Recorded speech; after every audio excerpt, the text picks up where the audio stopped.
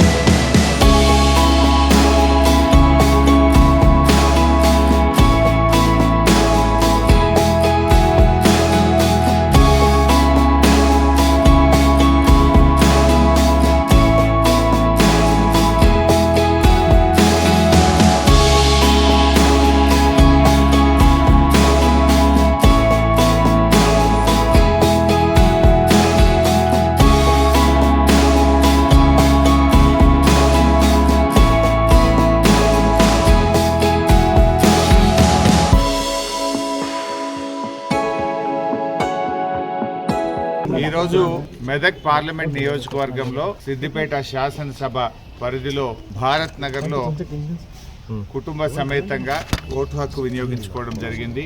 ఈ పార్లమెంట్ ఎన్నికల్లో రాష్ట్ర వ్యాప్తంగా ఇప్పటి వరకు అందుతున్న సమాచారం ప్రకారంగా చాలా ముమ్మరంగా ప్రశాంతంగా ప్రజలందరూ కూడా పోలింగ్లో పాల్గొంటూ ఉన్నారు. ముఖ్యంగా పట్టణ ప్రాంతాల్లో కూడా ఈసారి పోలింగ్ ప్రాథమిక సమాచారం ప్రకారం చాలా మెరుగైన విధంగా గతం కంటే ఎక్కువ పోలింగ్ జరుగుతూ ఉంది. ఈసారి ప్రజలందరూ కూడా మార్పు కోరుకుంటున్నారు. ప్రజలు ప్రశ్నించే గొంతు ఉండాలని, తమ కోసం మాట్లాడే గలం పార్లమెంట్లో ఉండాలని ప్రజలు కోరుకుంటున్నట్టుగా కనబడతా ఉంది. సరే, ఈరోజు ముఖ్యంగా విద్యావంతులు, మేధావులు, ఉద్యోగులు, పట్టణ ప్రాంతాల్లో ఉండేటువంటి ప్రజలందరూ కూడా తప్పకుండా పోలింగ్లో పాల్గొనాలని చెప్పి ఈ సందర్భంగా విజ్ఞప్తి చేస్తూ ఉన్నాం. ఎందుకంటే గ్రామీణ ప్రాంతాల్లో ఎప్పుడైనా పోలింగ్ పర్సంటేజ్ ఎక్కువగా ఉంటుంది. ముఖ్యంగా నగరాల్లో కొంత పోలింగ్ పర్సంటేజ్ తక్కువగా ఉంటుంది.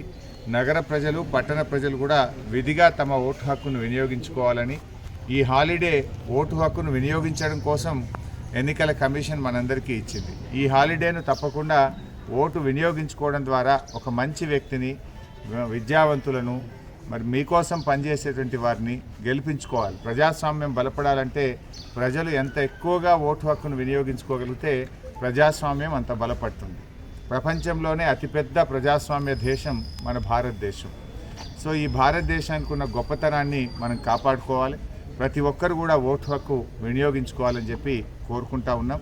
ఇప్పటివరకు అందుతున్న దాన్ని బట్టి మూడ్ ఆఫ్ ద పీపుల్ చూస్తూ ఉంటే డెఫినెట్గా గత పార్లమెంట్ ఎన్నికల కంటే కూడా పోలింగ్ పర్సంటేజ్ బాగా పెరుగుతుంది అనిపిస్తూ ఉంది.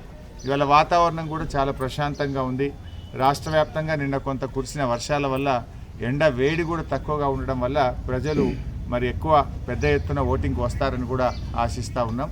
మరి ప్రజలు తప్పకుండా మీ ఓటు హక్కును వినియోగించుకోవాలని చెప్పి ప్రజలందరికీ విజ్ఞప్తి చేస్తాం.